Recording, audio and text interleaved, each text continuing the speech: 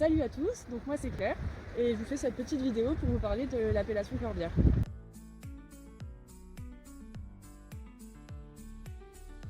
Alors avant toute chose, je vais peut-être vous expliquer comment j'ai débarqué ici. En fait, c'est un peu par hasard, c'est-à-dire que quand j'ai appris que j'étais acceptée au Dano de Toulouse, j'ai cherché des vignobles voisins et je suis tombée du coup sur le domaine La Cendrillon qui est au plein cœur des Corbières. Et je vous avouerai que pour moi c'est tout nouveau parce que j'avais jamais vraiment mis les pieds dans le sud de la France avant et donc que ce soit le vignoble ou la culture du coin, je n'y connaissais rien. Donc je découvre en permanence de nouvelles choses sur l'AOC et voilà, j'espère vous en faire découvrir aussi.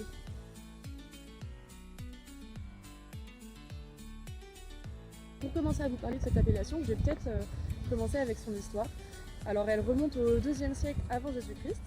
Et en fait, les vignobles se sont petit à petit développés d'une part avec les Romains et plus tard par les abbayes qui possédaient leurs propres vignobles, qu'on retrouve actuellement aujourd'hui, donc l'abbaye de Fontfroide, l'abbaye de la Grasse, l'abbaye Saint-Hilaire, etc.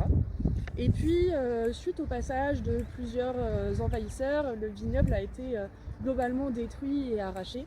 Et il a fallu attendre en fait le XVIIIe siècle pour vraiment redonner de l'essor à cette région viticole et ça s'est fait notamment grâce à la création du canal du Midi.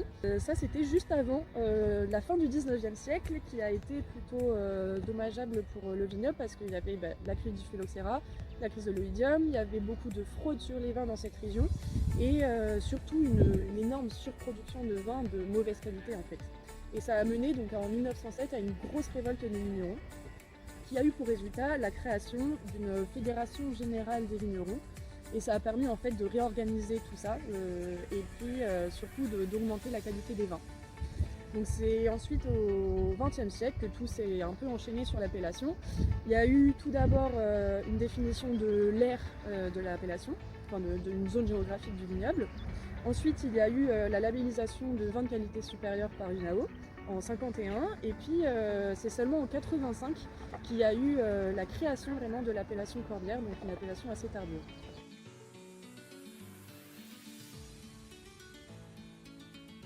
Maintenant, je vais peut-être vous parler d'un point de vue plus technique de l'appellation. Donc sa superficie s'étend sur plus de 1500 hectares. C'est plus de 1000 vignerons qui sont compris dedans. Et puis en 2022, pour un ordre d'idée, il y a eu environ 300 000 hectolitres de produits, avec 80% de rouge. La conduite du vignoble, elle se fait en cordon de Roya ou en gobelet. Et puis au niveau de l'encépagement, pour les rouges, ça va être principalement le Carignan, Mourvèdre, Syrah, Grenache. Et après, il y a des secondaires, donc Cinsault, Grenache gris, Picpoul. Et puis pour les blancs, ça va être surtout Bourboulin, Grenache blanc, Macabeu, et puis aussi Marsanne, Roussanne et Vermentino. D'un point de vue du terroir, c'est plutôt compliqué de caractériser l'AOC Corbière parce qu'en fait, on a identifié 11 terroirs différents. C'est lié au fait qu'à la formation des Pyrénées, il y a des strates qui sont remontées à la surface et donc il y a des compositions de sol et de roches qui sont totalement différentes. Donc il y a du calcaire, du schiste, du grès, il y a des terrasses alluvionnaires, il y a des molasses. Enfin, c'est très varié selon la région dans l'appellation. Donc sur ce qui est du climat, on est sur un climat totalement méditerranéen, ça se caractérise par un été chaud et sec. Et c'est de plus en plus problématique dans la région parce qu'on atteint des températures assez extrêmes l'été, entre 35 et 40 degrés. Et puis surtout, il n'y a pas de pluie, et que ce soit ni l'été ni l'hiver. Et donc finalement, les nappes phréatiques ne peuvent pas se renouveler et la vigne a de plus en plus de mal à puiser ses ressources en eau dans le sol.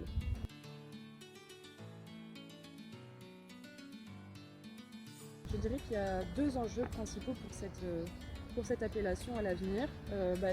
Premièrement, répondre aux aléas climatiques du mieux qu'on peut, même s'il n'y a pas de solution miracle. Il faut essayer de trouver des alternatives pour que la vigne survive aux sécheresses qu'on observe tous les ans.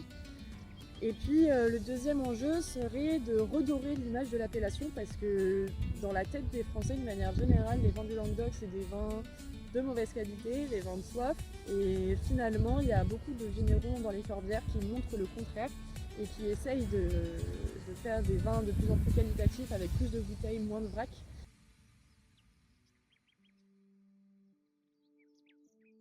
Donc si jamais vous cherchez un bon Corbière, je peux vous donner quelques adresses. Alors il y a d'abord le domaine Olio Romanis qui est en agriculture biologique, plus dans le sud de l'appellation. Après il y a le château de Caraguil qui est aussi en agriculture biologique, en biodynamie. et qui a une vraie façon de penser sur la réduction des intrants. Pour un très bon rapport qualité-prix, il y a les celliers d'Orphée avec plusieurs gammes et des prix très intéressants. Et puis pour terminer, forcément le domaine où je travaille, le domaine de la Cendrillon, où pareil, on a plusieurs gammes de vins, du classique au très élaboré, et même à des vins très atypiques. Donc voilà, j'espère vous avoir donné envie d'acheter quelques corbières et puis peut-être que ce sera votre prochain vin pour un apéro ou un barbecue. Salut!